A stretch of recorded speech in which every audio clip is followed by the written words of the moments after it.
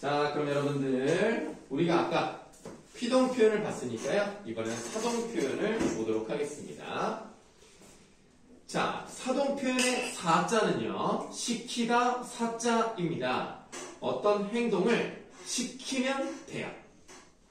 아까 피동 같은 경우는 행동을 당하는 거였죠. 주어가 행동을 당하는 게 피동이고요. 사동은 주어가 행동을 다른 대상에게 시키는 거라고 보시면 되겠습니다. 그래서 주어가 동작을 직접 하는 것을 나타내는 문장을 주동문이라고 하고요. 주어가 남에게 동작을 하도록 시키는 것을 나타내는 문장을 사동문이라고 합니다. 밑에 주동문이 동생이 울었다라고 되어 있어요. 울었다는 몇 자리 서술어입니까? 한 자리. 한 자리이기 때문에 주어만 나오면 됩니다. 그런데 사동문으로 바꾸려고 했더니 일단은 새로운 주어가 나와야 시킬 수 있겠죠. 형이라는 주어가 나왔고요. 동생을이라는 목적어가 나왔습니다.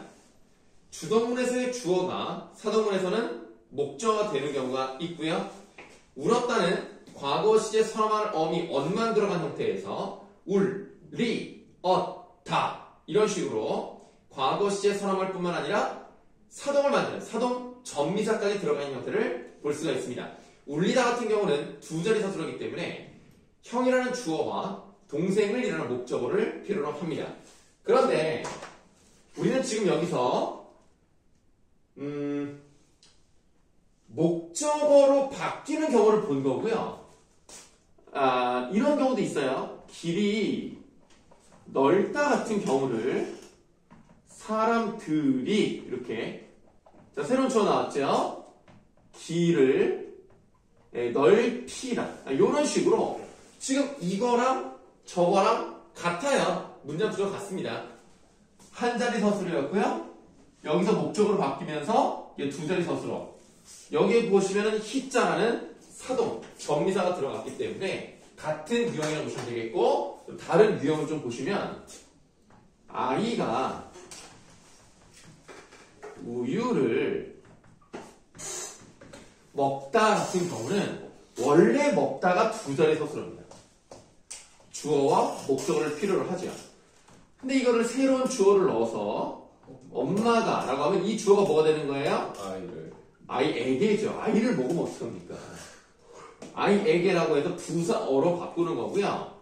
우유를 먹게. 이렇게 보시면 원래 주어가 부사어로 바뀌는 걸 볼 수가 있고요. 우유를 이라는 목적어는 그대로 우유를 이라는 목적어로 간다는 것을 볼 수가 있습니다. 먹다에서 여기 이제 뭐가 들어가면 돼요? 먹이다. 이가 들어가면 되는 거죠. 그럼 아까랑 마찬가지예요. 피동 전미사가 붙어서 파생적 피동이 된 것처럼 이, 히, 리기, 우구, 추와 같은 애들이 붙으면 이런 애들을 파생적 사동 이라고 하는 거죠. 그래서 이, 히, 리기, 우구, 추. 그럼 우리가 이제 뭘 할 수가 있냐면 피동에는 우구추가 없으니까 우구추가 붙으면 이거는 사동이구나 라는 것을 알 수가 있습니다. 추 같은 경우는 낮추다, 몸을 낮게 만들었죠. 구 같은 경우는 돋구다, 안경 렌즈의 도수를 높이다는 뜻이에요. 입맛을 돋우다입니다. 입맛 돋구는 거 아닙니다. 입맛을 돋우다, 사기를 북 돋우다. 알겠죠? 우와 구는 쓰임이 다르다는 거 확인해 주시면 되겠습니다. 이렇게 이리기 우구추가 들어가면 파생적 사동이라고 보시면 되겠고 그 다음에 명사에 시키다가 붙는 경우도 가능합니다. 이 도시를 발전하게 만들었어요. 그럼 뭐예요? 발전시키다. 이런 식으로 시키다를 붙이는 방법이 있고요. 아까 마찬가지로 문장 구조 전체를 조금 바꿔주는 방식으로 가는 통사적 사동도 있겠는데요. 이것은 뭐뭐하게 하다를 붙이면 됩니다. 그래서 누군가를 죽게 하다. 그럼 누군가를 죽게 만드는 거죠. 이런 것들이 바로 파생적 사동과 통사적 사동이다. 근데 아까 뭐라 그랬냐면 피동은요 파생과 통사를 섞으면 안 돼요. 근데 사동은 섞어도 되는 것들이 있습니다. 깨 다에 자 깨게 만드는 거 뭐라 그래? 하면 되죠. 얘는 사동 전미사 하나만 들어갔기 때문에 얘는 파생적 사동이라고 볼 수가 있어요. 근데 물이 항아리에 가득 차다라고 했을 때 차다를 사동으로 만들기 위해서는 차게 하다. 물이 가득 차게 하다 이런 식으로 느낌이 들어가야 되겠죠. 그럼 우를 쓰는데 우만 쓰면 안 돼요. 뭐 써야 돼요? 기하. 이도 써야 돼요. 최소. 채우다. 그럼 뭐가 들어갔습니까? 이우가 들어갔죠. 이우가 들어갔기 때문에 아주 위대한 단어가 나오는 겁니다. 이렇게 이우가 들어가면 이중사동의 느낌이 물론 있지만 사동은 이중사동이 들어가는 경우에도 문법적으로 어긋난다고 표현하지 않아요. 그래서 채우다 같은 경우도 있고요. 뭐 자동차에 타다. 그럼 자동차를 타게 만들었어요. 그럼 뭐예요? 태우다. 태우다죠? 이유가 들어갑니다. 이렇게 이중사동이 들어가는 경우에 있어서도 문법적으로 문제가 되지 않는 경우가 있기 때문에 이런 것들은 좀 기억을 해 두셔야 되겠습니다.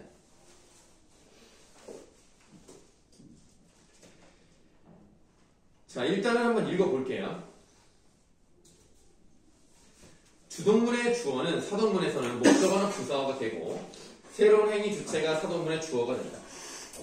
위 문장에서 주동문의 동생이가 사동문의 목적어 동생을이 되고 형이가 사동문의 주어로 새로 추가되었음을 확인할 수 있다.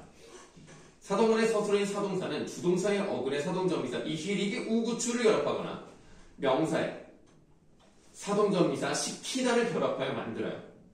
울렸다는 울었다의 사동전미사 리가 결합한 형태이다. 이 밖에 개하다를 사용하여 사동문을 만들기도 합니다. 다음 쪽으로 가시면 전미사에 의한 사동 표현과 개하다에 의한 사동 표현은 의미의 차이를 보이기도 하는데요. 이런 것들은 좀 잘 물어봅니다. 어머니가 딸에게 따뜻한 옷을 입혔다는 입히 엇다. 엇은 전미사가 아니기 때문에 히라고 하는 사동 전미사만 붙은 파생적 사동 방식입니다. 이런 경우를 뭐라고 하냐면 이런 게 이제 아까 말하려고 했던 직접 사동이라고 하는 거예요. 어떤 일을 시키는 데 있어서 주체가 그 행위에 직접적으로 관여하는 겁니다. 그림을 보시면 아시겠지만 이 피다라고 하는 것은 이렇게 엄마가 팔을 껴주고 있어요. 이거 엄마가 이 애가 옷을 입는데 직접 관여하는 것을 확인해 볼 수 있죠? 이런 게 진짜 직접 사동이라고 할 수 있는 겁니다. 근데 오른쪽 그림을 보시면 입게 하다라는 것은 엄마가 뒤에 없어요. 옷을 골라주고요. 야, 너 이거 오늘 입고 가. 라면 입게 시킨 거죠. 그럼 지금 이거는 입게 만들었기 때문에 사동은 맞습니다만 직접 관여하지 않았어요. 그래서 이것을 간접 사동이라고 합니다. 그런데 우리가 이제 조심해야 되는 부분은 일반적으로 직접 사동은 이 피동 전미사가 붙는 방식으로 가고요. 이거는 뭐뭐하게 하다라고 하는 보조 용언이 결합하는 방식으로 이루어진다는 거예요. 그런데 피동 전미사가 붙은 직접 사동은요, 꼭 직접 사동만 나타내는 건 아닙니다. 많은 부분에 있어서 간접 사동까지 포함을 합니다. 그러니까 뭐뭐하게 하다라면 이거는 그냥 간접 사동 말고는 없어요. 근데 이렇게 피동 전미사가 사용되는 경우는 간접 사동까지도 가능할 수 있다는 얘기입니다. 옷을 입혔어요. 그럼 옷을 입게 만들었다는 의미이기 때문에 내가 직접 팔을 껴주는 것도 가능하고요. 옷을 골라서 건네주고 알아서 입어라 하는 것도 가능하다는 겁니다. 일반적으로 이렇게 간다는 것은 시험에 좀 잘 나오는 편이니까 기억을 해 두셔야 되겠습니다. 그래서 그때도 예전에도 문제를 낸 게 있는데요. 선생님이 문제를 풀려야 했다. 책을 피셨다. 읽히다 라고 하면 희가 들어갔으니까 일단은 겉으로 볼 때는 피동 아니면 사동이거든요. 근데 보시면은 책을 읽게 만드는 거잖아요. 선생님이 읽힘을 당한 게 아니잖아. 이거는 당연히 사동입니다. 책을 읽히다는요, 희가 들어갔기 때문에 우리가 일반적으로 말하는 파생적 사등이라는 거예요. 그럼 지금 이거는 직접 사등입니까? 간접 사등입니까? 직접이요. 이거는 간접이요. 무조건 간접이에요. 이거는 무조건 간접일 수밖에 없죠. 책을 읽히다라는 것은 선생님이 읽게 만드는 거지, 선생님이 걔가 눈을 불려서 입을 말하는 그렇게 읽게 관여할 수가 없다니까. 이런 것들이 좀 잘 나오는 예라고 보시면 되겠습니다.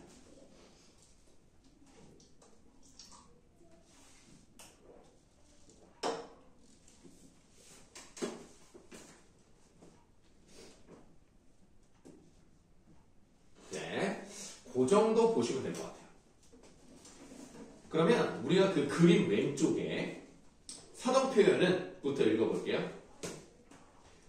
사동표현 행동을 시키는 주체를 드러내고자 할 때, 사건의 결과가 외적인 원인에 의해 발생한 것임을 나타내고자 할 때 사용합니다.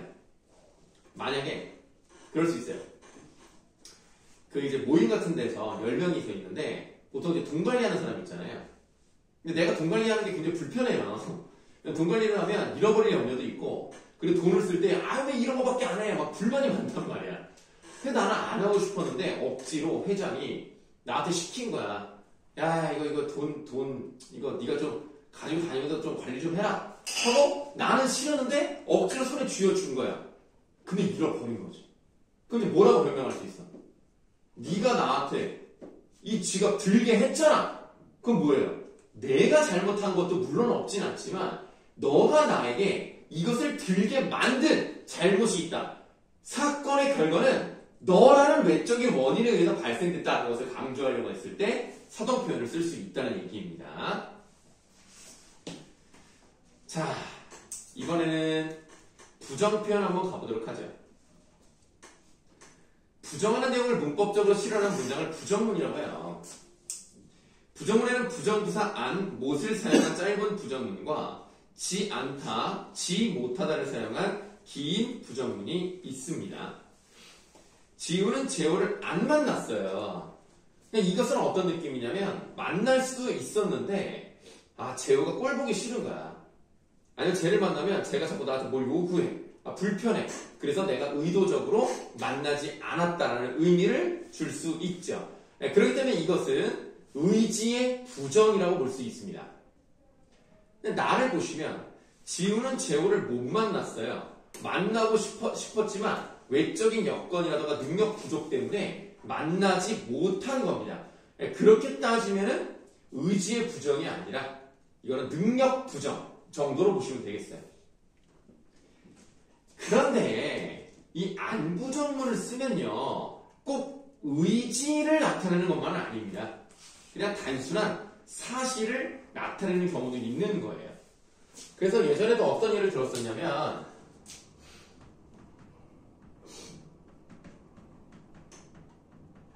날씨가 안 좋다 같은 경우는 날씨가 의지를 사용해가지고 난 좋지 않을 거야 이런 거 아니잖아요.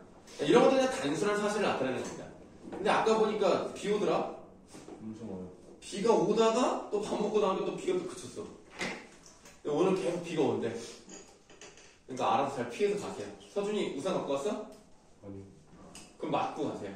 내가 씌워줄게. 아이고. 어디 가야 돼? 차 타고. 그럼 거기까지 데려다 준대. 좀 하남인데. 거기까지 우산이가 데려다 준대. 비 맞으면 걸어갈 거지? 하나까지.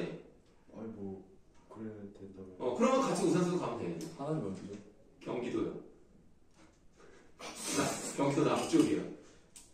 그 서울 바로 밑이요. 네. 서울 동남쪽이요. 하남. 걸어서 가깝네요. 한 18시간 정도면 가지 않을까요? 그래도 여기가 그래도 부천하고 가깝잖아. 부천 지나서 서울을 통과해야 돼요. 서울을 통과해서 88 올림픽대로 끝부분쯤에 이제 하남이 나옵니다. 그럼 왜 막? 아니 사촌 집에 가야 돼. 공부를 해야지. 사촌 집에 가서 공부할 수도 있지. 사촌이 막 서울대생일 수도 있고. 그렇죠. 그래서 이제 특수 과외로. 어떻게 공부를 했는지에 대한 설명, 썰도 좀 풀면서 과외도 좀 하면 성적이 그냥 쑥쑥 올라가겠네. 그래서 그 사촌은 몇 살이에요? 사촌이요? 사촌이 많은데요. 그럼 누구 만나러 간다며? 아니 다 모여 그 다 모이는 거야? 모양이 그 생신 서울대, 모양이 생신인 거. 그렇구나. 생신인데 저녁 먹으러 가나 보네, 그러면? 네. 되게 밀리겠는데? 그럼 걸어가는 게 빠를 수도 있겠다. 그래, 걸어갈 빠를 수도 있어.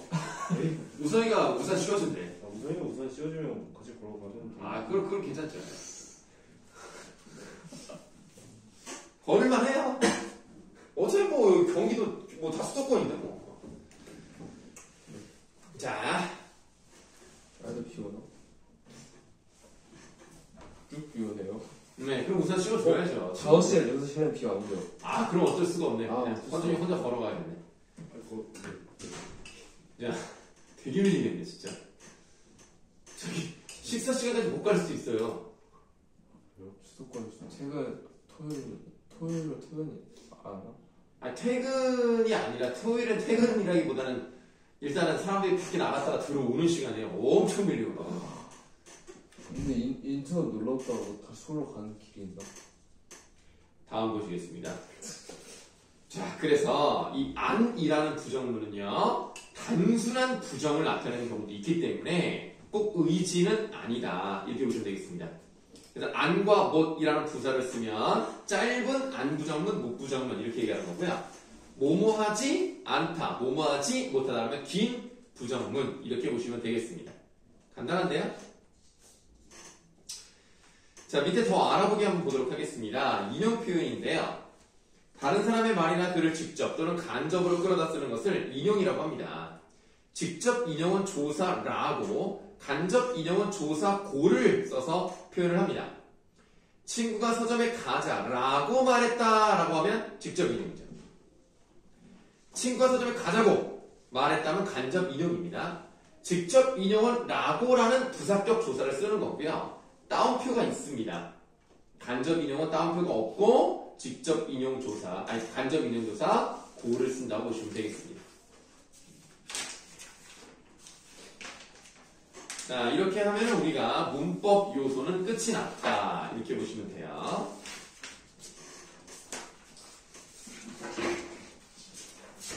아무나 놀라 시험 보였어? 담화도 시험범이죠? 배웠어 우리 애들. 그냥 나랑 하면 되지. 아니 뭐지? 뭐, 신경과 아닌가 여기는 그냥? 담화는 그럼 시험범위는 아니에요? 정말 신금이 안 돼. 시험범위로 알고 있어요, 나는. 저 앞에서 이쌤 수업을 들어본 적이 없어요. 이 최쌤 최희쌤. 그럼 요거는 그냥 가볍게 빨리빨리 읽으면서 가도록 할게요. 이 부분은 어렵진 않습니다. 자, 81쪽을 한번 볼게요.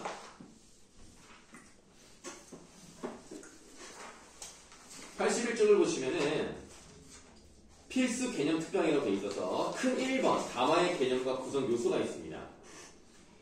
일단 발화라는 것은요, 머릿속에 여러분들이 말하고자 하는 생각이 있을 거 아니에요. 그런 생각이 실제 밖으로 나와서 입을 열어서 문장의 형태로 말을 하는 것, 이것을 발화라고 하는 거예요. 그리고 쉽게 말해서 그런 발화와 발화들이 모여서 담화를 이루는 거예요. 근데 문장이 나왔다고 해서 무조건 담화가 잘 이루어졌다라고 말하기는 좀 어렵습니다. 왜냐하면 일단 담화는 두 가지 요건이 있어요. 첫 번째가 통일성인데요. 밑줄 좀 할게요. 발화들의 내용이 하나의 담화 아래, 주제 아래 유기적으로 결합이 되는 겁니다. 그러니까 하나의 주제에만 나타나야지 두 가지, 세 가지가 동시에 나오면 안 돼요.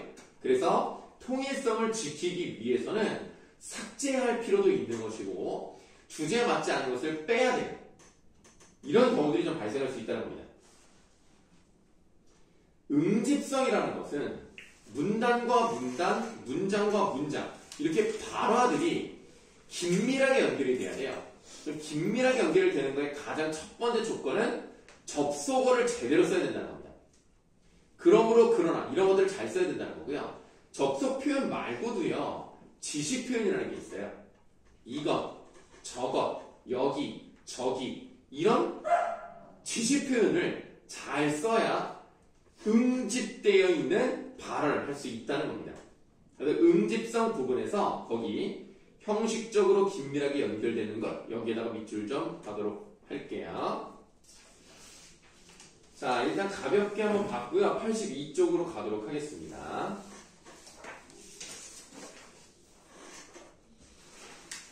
네, 평가 문제집이기 때문에 어느 정도 표시가 좀 되어 있으니까 그 부분 위주로 좀 보시면 되겠습니다. 첫 번째 발화란 화자의 생각, 느낌 등이 의사소통 상황에서 실제 언어 표현으로 나타나는 것을 말합니다. 이 발화이고요. 담화는 일반적으로 둘 이상의 발화가 연속해서 이루어지는 말의 단위를 가리키는 거예요. 그래서 쉽게 말하면 발화와 발화가 모여서 담화가 된다. 이렇게 생각을 하시면 됩니다. 근데 아까도 말씀을 드렸습니다만 이 담화라는 것이 발화가 모였다고 해서 무조건 또 담화가 됐다. 이렇게 말할 수는 없는 거죠. 거기 A 부분으로 묶여져 있는 부분을 좀 보도록 하면 은솔이가 화다의 꽃을 쳐다보며 어머 예쁘다라고 얘기했어요. 이거는 누군가에게 의도적으로 말을 하는 느낌일 수도 있겠습니다만 주변에 아무도 없어도 혼잣말로 할 수도 있는 거거든요. 그럼 과연 이것을 담화라고 볼 수 있을까? 듣는 사람이 없으면 이게 말을 누군가에게 전달한다고 볼 수 있을까? 그럼 전달할 수 없으면 이것은 혹시 담화가 아니라고 할 수도 있지 않을까? 이런 생각이 들 수 있다는 거죠. 자, 재호가 은솔이를 바라보며 은솔아, 나 내일 놀이공원에 갈 건데 졸리다. 저건 뭐지? 라고 했어. 지금 은솔이가 예쁘다라고 했는데 재호가 전혀 관련 없는 내용을 얘기하고요. 내용과 관련 없는 것들이 또 그러니까 다 지금 문장이 3개거든요. 정확히 말하면 3개는 아니지만 이 3가지 얘기를 하고 있거든요. 나 내일 놀이동산을 간다라는 것과 졸리다라는 것과 저건 뭐지라는 이 3가지가 나왔다는 거예요. 지금 얘는 뭐를 어기고 있다고 봐야 돼? 담화. 통일성. 통일성을 어기고 있는 것이다. 그럼 이거는 과연 담화라고 보기 어렵지 않을까라는 생각이 드는 겁니다. 이런 것들을 봤더니 우리가 담화라고 하는 것이 구성 요소라는 것이 있을 텐데 어떤 것들이 있는지를 한번 보신다면 일단 그러니까 담화는 최소한 말하는 사람은 있어야 된다는 거예요. 말을 하는 사람이 없으면 이거는 절대로 발화가 나올 수가 없고 발화가 나오지 않는다는 얘기는 담화가 이루어지지 않았다는 얘기입니다. 그래서 일단 담화를 이루기 위해서는 첫 번째 조건이 말하는 사람이 있어야 돼요. 말하는 사람 두 글자로 뭐라 그래요? 화자. 화자라고 하죠. 화자가 있어야 돼. 그러면 화자가 사람으로서 있다고 치면 이 화자가 어떤 말을 해야 되지 않습니까? 말을 해야 돼. 그게 바로 발화야. 화자도 있고 발화도 있지만 듣는 사람이 없으면 또 이게 담화라고 볼 수가 없어요. 청자. 아이고 다 버렸다.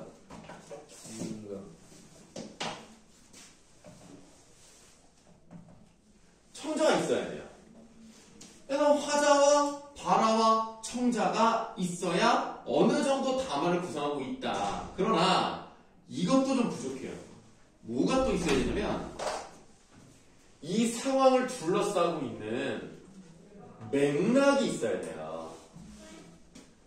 근데 이 맥락이라는 것은 또 두 가지로 나눌 수가 있는데 하나는 언어적 맥락이 있고요.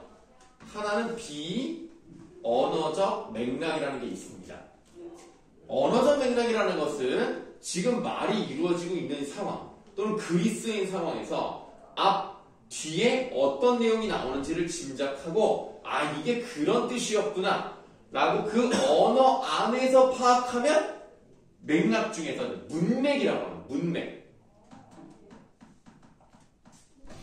근데 비언어적 표현은 문맥이 아니라 그러니까 글로써 또는 말로써 알 수 있는 것이 아니라 지금 둘러싸고 있는 시간, 공간 이런 것들을 상황 맥락이라고 해요. 지금 구체적인 시간과 공간 말고도 이 사회, 이 문화 전체를 구성하고 있는 사회 문화적 맥락이라는 것도 있어요. 그러면 상황 맥락이라는 것은 뭐냐? 예를 들어서 오늘 수업이 2시 반부터였어요. 근데 2시 반보다 늦게 온 사람이 있습니다. 그 사람들에게 선생님이 뭐라고 할 수 있어요?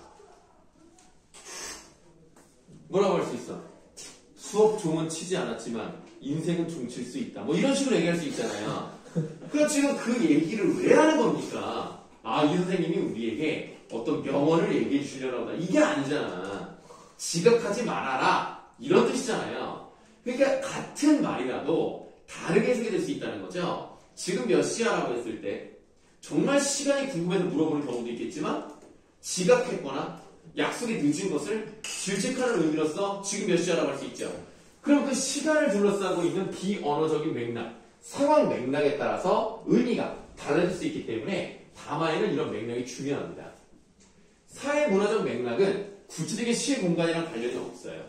이건 뭐냐? 예를 들면 우리나라 문화는 겸손하게 말하는 걸 좋아합니다. 너무 나대면 좀 싫어해요. 물론 너무 겸손해도 좀 싫거든요.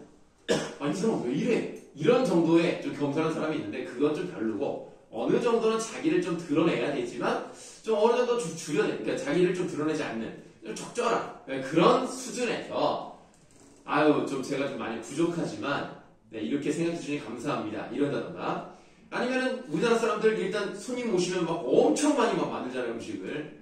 그럼 이제 그런 것들을 이제 만들 때 차린 건 없지만 많이 드세요. 아니 차린 게 없는데 어떻게 많이 먹어? 차린 게 많으니까 많이 먹을 수 있죠. 그래서 앞으로는 이제 그렇게 말을 바꿔야 되긴 하겠어요. 차린 게 많으니까 많이 드세요. 아니 차린 게 없으니까 조금만 드세요. 이렇게 돼. 맛이 있을지 모르겠지만 맛있게 드세요. 그게 뭐야? 맛이 있으니까 맛있게 드셔야지. 앞으로는 바꿔야 될 것 같긴 해요. 선물 같은 거 사, 아우 이런 걸 다 사와요. 그래서 이런 걸 다 사왔다. 이러면서 받아요. 안 그렇습니까? 네, 그냥 주시면 감사합니다. 또 이렇게 받아요. 아 괜찮은데 이게 뭐야 이게? 진짜 싫어서 그런가? 그럴 수도 있어요. 눈치가 없는 거지. 아 괜찮은데 주지 말라고 막 이러는데 아유 내가 이 마음이야 뭐 이러면서 주면은 좀 약간 짜증나. 어제 우리나라 문화가 좀 그렇죠. 그래서 사회 문화적 맥락 같은 것들도 다 포함이 되는 겁니다. 자 지금 설명드린 부분을 한번 보도록 합시다. 우리 내고 2번 담화의 구성 요소라고 되어 있는 부분이 있어요. 담화는 화자와 물론 이제 말을 하면 화자고 글을 쓰면 글쓴이입니다. 청자, 독자, 발화, 언어, 맥락의 네 가지 요소를 이루어집니다. 이 가운데 화자는 발화를 생산하고 전달하는 역할을 하고 청자는 발화를 이해하는 역할을 한다. 하지만 일상대화처럼 화자와 청자가 뚜렷이 구별되지 않을 때도 있죠. 왜냐면 계속 왔다 갔다 하니까. 자, 발화는 언어로 표현된 내용을 말하고 맥락은 의사소통이 이루어지는 배경이나 환경을 말합니다. 담화의 의미는 일차적으로 언어 표현에 따라 나타나지만 언어 표현만으로는 그 의미가 분명히 전달되지 않을 때가 있어요. 아까 말씀드렸던 지금 몇 시니? 이런 게 바로 어떤 상황인지를 파악해야 된다라고 말씀을 드리는 거죠. 83쪽으로 갑시다. 83쪽에 밑줄 쳐져 있는 부분이 있죠. 맥락은 크게 언어적 맥락과 비언어적 맥락으로 나뉘며 비언어적 맥락은 다시 상황 맥락과 사회 문화적 맥락으로 나뉩니다. 그럼 밑에 이제 표는 선생님이 여기 칠판에 쓴 것과 똑같은 표가 나와 있어요. 자, 그럼 우리 첫 번째 언어적 맥락을 한번 보도록 합시다. 언어적 맥락은 앞뒤 발화에 나타나는 언어 표현이나 내용의 흐름 등으로 파악할 수 있는 맥락으로 문맥이라고도 해요. 문맥 동그라미 하세요. 물론 가장 맛있는 햄버거는 이제 빅맥이라고 할 수가 있는데 왜요? 가장 맛있는 햄버거는 불고기 와퍼. 에이 불고기 와퍼는 뭡니까? 그냥 와퍼. 아니면 콰트로 치즈 와퍼. 콰트로 아니면 기네스요. 저는 그냥 버거킹도 더 맛있어요. 거기 제일 싫어. 버거킹에서 내가 볼 때 제일 맛있는 거는 기네스 버거. 토마토를 적당히 넣으면 그 검은색 번.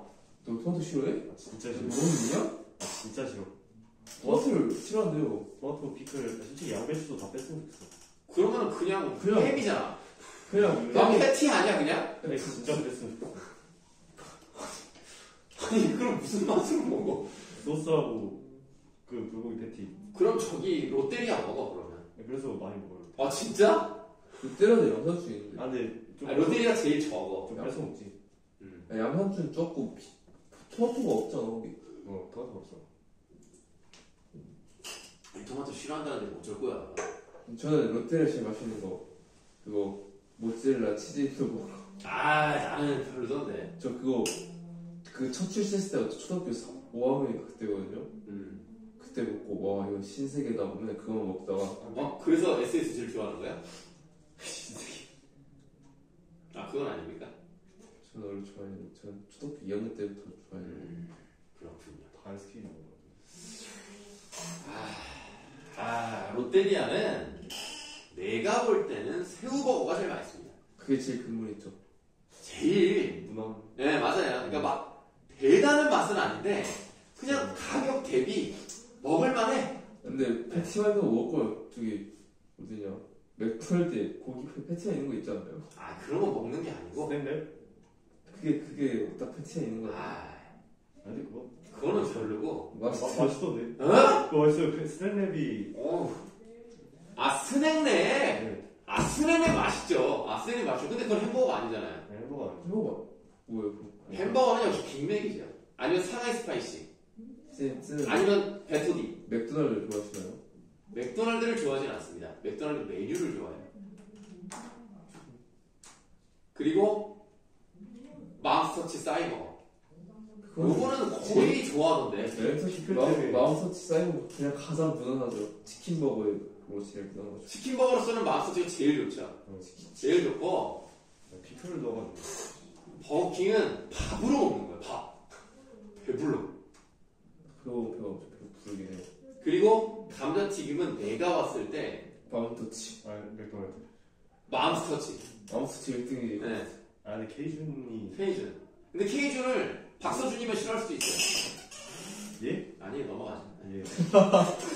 얘는 S준. 네. 오케이. 자, 그럼 다음으로 넘어가보도록 하겠습니다. 오늘 좀 세 분밖에 안 와가지고 헛소리를 좀 많이 하네요. 자, 언어적 맥락 한번 보시겠습니다. 언어적 맥락 문맥 동그라미 쳤죠? 비구분을 보도록 하죠. 나현이가 나 오늘 김밥 싸왔어. 현우가 그래? 난 오늘 샌드위치 싸왔는데 이거 한번 먹어봐. 이거가 뭐야? 샌드위치. 그렇지요. 나현이가 고마워. 너는 누구야? 현우. 그럼 이거는 뭐야? 이거는 김밥인지 아닐지 모르죠. 김밥이겠죠. 그럼 뭐야? 이거 뻑큐야? 뭐를 먹어 갑자기? 근데 일단 현우는 뭐 샌드위치 좋아하는데 나는 이게 김밥인지 알지 모르잖아. 김밥이겠지. 그럼 뭐야? 뭐 감자야 뭐야 그럼? 자, 요런 게 이제 바로 언어적 맥락이라고 보시면 되겠습니다. 다음 쪽 가세요. 상황 맥락입니다. 담화를 생산하고 수용하는 활동에 직접 영향을 끼치는 맥락이래요. 직접 영향 동그라미 하세요. 의사소통이 이루어지는 시간적, 공간적 배경을 말합니다. 화자, 청자, 주제, 목적. 그렇다. 화자, 청자, 주제, 목적 등도 담화 상황의 일부가 되므로 상황 맥락에 포함이 된대요. 요건 좀 알아야 될 것 같네. 밑줄하셔야 돼요. 화자, 청자, 주제, 목적도 담화 상황의 일부이기 때문에 상황 맥락에 포함이 됩니다. 그래서 우리가 모의고사 같은 거, 화작 같은 거 풀 때 상황 맥락을 좀 정해줘요. 누구에게 어떤 의도로 무슨 내용을 어디에서 전할 것인가. 이런 것들이 이제 앞에 주어집니다. 그 말은 상황 맥락이 뭔지를 알고 문제를 풀어보라는 얘기예요. 자, 예를 들어 친구들과 대화할 때와 학급 회의에서 말을 할 때 언어 표현이 달라진다든지 위로하는 상황에서 괜찮아와 거절할 때 괜찮아의 의미가 다르게 이해해야 되는 것도 상황 맥락과 관련이 있습니다. 자, 이번에는 사회문화적 맥락입니다. 사회문화적 맥락은 담화를 생산하고 수용하는 활동에 간접적으로 영향을 끼치는 맥락이래요. 간접적으로 영향에다가 동그라미 하도록 할게요. 자, 역사적, 사회적 상황, 공동체 이연이나 가치 등을 포함한다. 하나의 언어 공동체는 그들이 속한 사회의 관습과 규범이 있고 모든 의사소통은 이러한 관습과 규범의 영향을 받아요. 자, 그 다음 예를 볼게요. 예를 들어 친구들과 대화할 때와 어른들과 대화할 때 언어 표현이 달라진다든지 우리 문화에 낯선 외국인에게 음식을 푸짐하게 차려놓고 차린 건 없지만 많이 드세요 라고 할 때 외국인이 의아해하는 것은 사회문화적 맥락과 관련이 있습니다. 그럼에도 불구하고 전 세계 어디나 공통적으로 할머니랑 같이 살면 살이 찐다는 것은 거의 불변인 것 같아요. 할머니는 손주를 그렇게 먹이려고 하세요. 배부르다. 나 목이 말라야겠다. 네, 뭐라고요? 내 손주한테 목이 말라야겠다. 너는 할머니가 될 수 없단다. 할아버지. 네. 할아버지들은 안 그래요. 자, 86쪽을 한번 가보도록 하겠습니다.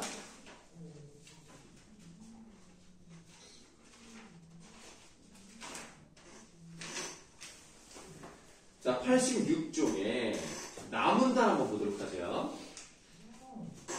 오, 송대휘. 너 여기 사는구나. 야, 여기서 너는 누구야, 당연히. 은호. 은호가 되겠고, 여기는 뭐 어디겠어요? 우리 집. 이 대위. 집이요? 대위의 집. 집에서. 아니, 알고 봤더니 지금 대희가 자기 집 나온 거야? 네. 아, 그게 뭔 소리야. 정확히 어딘지는 모르지만, 이 전단지를 돌리고 있는 것을 봤을 때, 이 주택가 어디겠죠? 아파트일 수도 있고요. 자, 너 여기 사는구나. 전단지를 건네면, 응, 너는 당연히 대기고, 이거는 뭐예요? 이게 뭐야? 천단지. 전단지를 버리면 가만 안 둔다. 여기다. 여기는 뭐예요? 천단지. 전단지. 내가 피땀 눈물 가져다 다 넣어가지고 돈을 많이 벌어? 이거 은근 세고 이거는 뭐야? 천단지 알바. 전단지를 돌리는 일을 말하겠죠. D의 이거랑 F의 이거는 달라요. 네, 그 정도 그냥 보시면 되겠고요.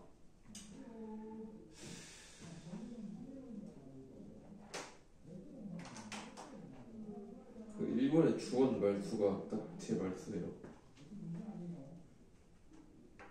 버르장머리 없는 놈. 건강진놈. 자, 제가 맨날 노원을 이렇게 답하거든요. 근데 저는 이렇게도 안 해요. 초성으로 해요. 아 진짜 건방진놈. 5번 문제 보시겠습니다. 5번은 행동 유도성에 대한 이야기를 하고 있는 거예요. 행동 유도성 디자인에 대한 얘기를 하는데 지금 우리가 방금 봤던 나문단하고 5번 보기에 나와 있는 5줄하고 차이점이 있다면 이 나문단은 어떤 거라고 보시면 돼요? 나는 정말 입으로 말을 하는 구어담화라고 할 수가 있어요. 구어담화라는 것은 지식 표현과 대형 표현이 많이 사용될까요? 안 될까요? 많이 사용돼요. 많이 사용돼요. 그럼 얘들아 대형 표현이 뭐야 그럼? 대신 주로 앞에 나와 있는 내용을 대신 쓰면 그것을 대용 표현이라고 하는 거예요. 그래서 우리가 뭐 앞에서 쭉 얘기를 한 다음에 이것은 뭐 이렇게 말할 수 있잖아요.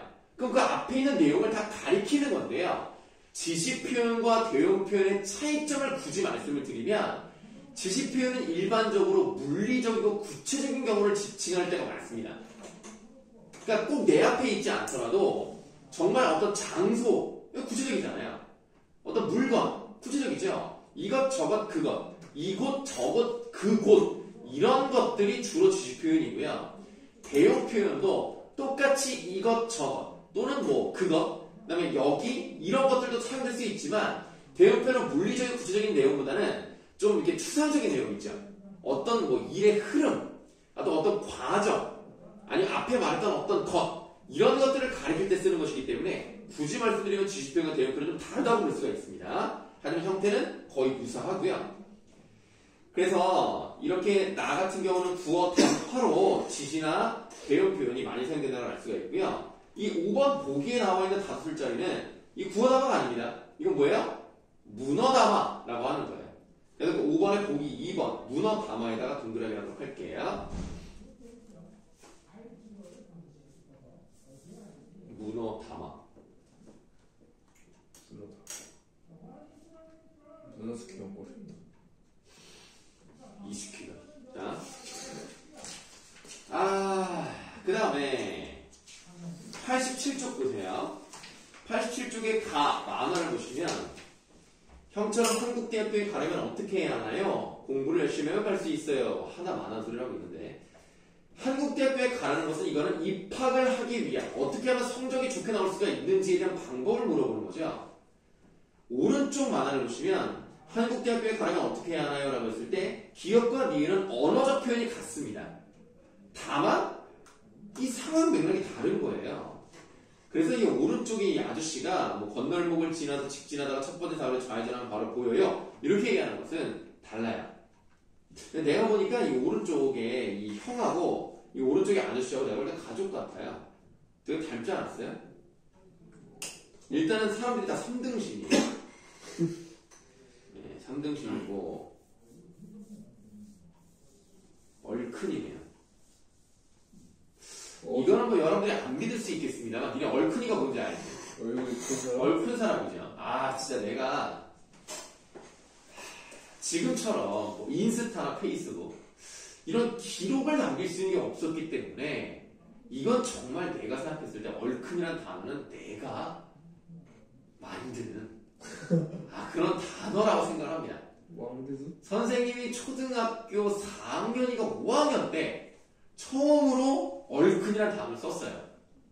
실제로 우리 반에 내가 뭐 이제 여기 이제 영상에 나오면 이름을 말할 수는 없습니다만 그 가운데가 상자가 들어가는 좀 등치가 좋은 애가 있었어요. 우성규. 네? 그런데 그 애가 정말 등치만 좋은 게 아니라 얼굴도 컸어. 그래서 내가 걔를 보면서 얼큰이라고 했거든요. 그런데 그 뒤부터 얼큰이란 말이 사용되기 시작되었습니다. 그래서 이게 증명을 할 수가 없는 게 너무 안타까운데 이거는 내가 만든 말이다 라고 생각합니다. 얼큰이? 그 전에는 없었던 말이거든요. 너무 안타깝네. 그때 인스타만 있었어도 내가 다 얼큰이라고 쓰는 건데 안타깝습니다.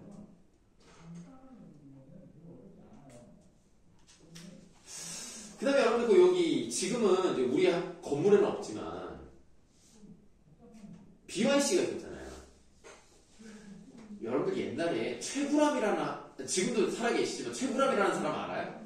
이름은 알아요. 네, 그 머리 하얗고 지금 한 70대 정도 됐을 거예요. 그 최구람 아저씨가 옛날에 최구람 시리즈라는 자기가 만든 건 아닌데 왠지 모르겠지만 최구람이 주인공인 우스갯소리가 되게 많았어요. 그래서 그 최구람 시리즈가 너무 인기가 많아서 책으로도 나오고 실제로 최구람 아저씨가 예능에 나와서 그 이야기대로 그대로 꽁트를 하는 그런 것도 있었단 말이에요. 근데 그 이야기 중에 하나가 최구람 아저씨가 우산이 없는데 비가 오는 거야. 그 뭐라 그랬어? 비와 그랬다는 거야. 근데 그거에 사실은 그것도 내가 초등학교 3학년 때 그 얘기를 먼저 해서 아이들한테 해줬다는 거야. 그 뒤에 책에 실렸어. 이건 내가 만든 이야기를 최구람과 껴넣은 거 아닙니까? 너무 안타깝네, 진짜. 그렇습니다. 근데 혹시 비웃어? 아니 웃겨서요. 그래서 여러분들도 혹시 어떤 새로운 단어를 만들었다. 그러면 브이로그든 인스타든 페이스북이든 트위터든 남겨놔야 돼요. 그래야 여러분들이 내가 먼저 만들었다는 것을 물론 저작권은 없습니다만 명예롭잖아, 명예. 알겠죠? 난 너무 안타까워요. 네.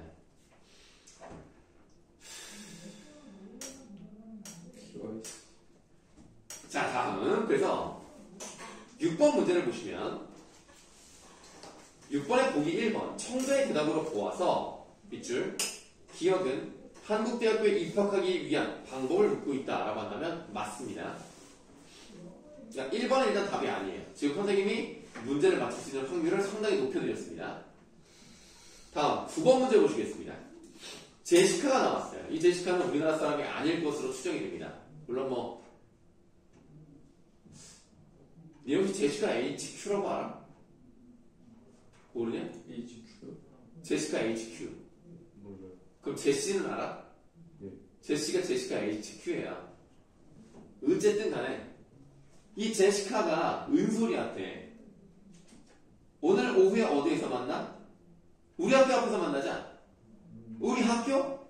너랑 나는 다른 학교 다니잖아. 그러니까 얘네 입장에서는 우리라는 말은 좀 아우어라는 의미로 둘이 다 포함되는 학교라고 생각하는 거죠. 근데 우리라는 말은 어땠어요? 나의 학교라고 했을 때 우리가 그냥 써버리는 거죠. 우리는 공동체 의식이 좀 세기 때문에 그냥 우리라고 표현하는 경우가 많아요. 그러니까 예를 들면 우리나라, 우리 학교, 우리 아들, 우리 엄마 나의 나라. 요런 것들까지는 그나마 이해할 수 있거든요. 왜냐면 우리 엄마는 가능하잖아. 왜냐면 애들이 2명이야. 그 우리 엄마잖아. 우리 엄마니까. 근데 제일 이상한 단어가 뭐예요? 우리 아내. 그 이상하잖아. 그럼 남편이 몇 명이야? 그런 거 아니죠. 그렇기 때문에 우리 아내라는 말은 사실상 좀 이상한 말이긴 하지만 나의 라는 말을 공동체를 중시하다 보니까 그냥 막 관습적으로 쓰게 되었다. 그래서 9번에 답은 몇 번입니까? 3번. 아이고. 엎드려 뻗치라. 1번. 엎드려 뻗치라고 4번. 4번이 답이 되겠죠. 안 되겠네. 자, 이렇게 답안을 좀 간단하게 끝내봤습니다. 네, 그러면 좀 쉬는 시간 갖고요. 이제 예전에 우리가 공부했던 부분이긴 하지만 다시 한번 국어사를 한번 들어가 보도록 하겠습니다.